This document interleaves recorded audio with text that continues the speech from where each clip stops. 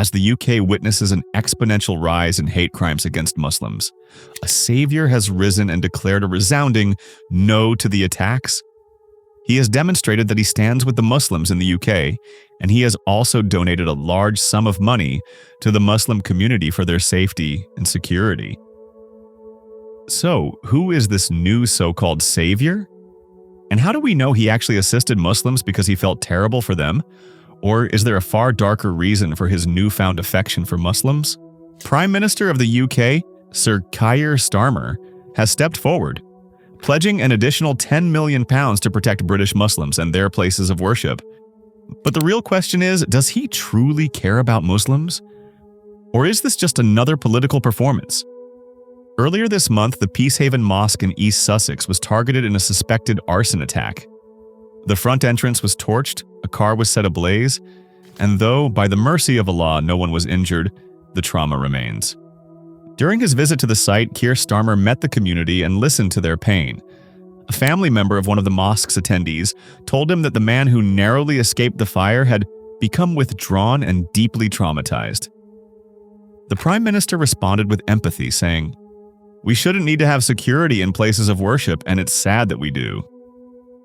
Starmer's new £10 million pledge as part of this visit aims to provide security for Muslim faith centers, including CCTV, alarms, fences, and guards. He declared that Britain is a proud and tolerant country, and that attacks on any community are attacks on our entire nation and our values. But behind these noble words, the question remains, is this a genuine change of heart or political damage control? Just last month, the streets of London witnessed a horrifying display of hate. A rally led by far-right figure Tommy Robinson, and disturbingly supported online by Elon Musk, saw chants filled with venom and acts of open blasphemy, the Shahada flag torn to shreds, Palestinian flags ripped apart, and vile slogans shouted against Islam. In the heart of Britain, where diversity is taught in schools and colleges, a dark cloud of Islamophobia continues to spread. Mosques are being attacked, Muslim women harassed in the streets, children bullied for their faith, and banners of hate fly openly in cities that once claimed to stand for equality and tolerance. Women and children have been beaten by Islamophobes in the streets, mosques vandalized, walls defaced with hate symbols, and even pig heads left outside mosques only to make the Muslim community leave the UK permanently. The statistics are chilling. Anti-Muslim hate crimes in the UK have risen by 19% in the last year. And 44% of all religious hate crimes now target Muslims.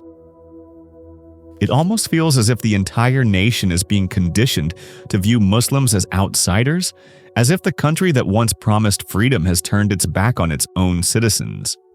Amidst this tension, Starmer was asked about the rising use of national flags being waved to intimidate Muslims. He said, "It's important we don't surrender our flag to everyone, because some people use it to divide, and that undermines the values of the flag." Words that sound fair, but for many British Muslims, they echo hollow.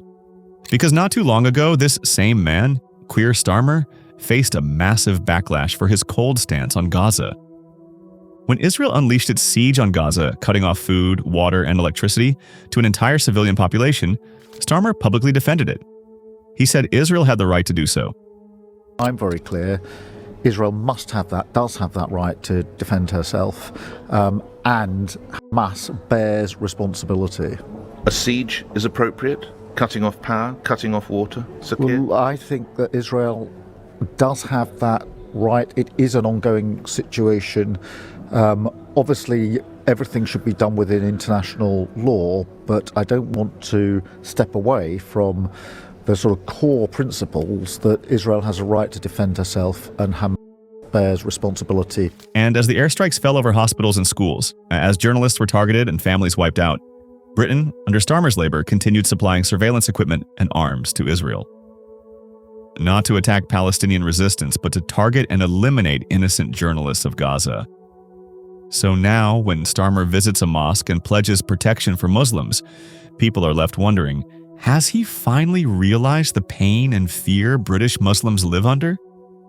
Has he begun to understand the meaning of justice, compassion, and equality? Or is this all just damage control, an attempt to win back the Muslim vote and repair his image before the next election? Yes, the £10 million fund will bring a sense of relief. It may prevent another mosque from being incinerated or another family from being traumatized.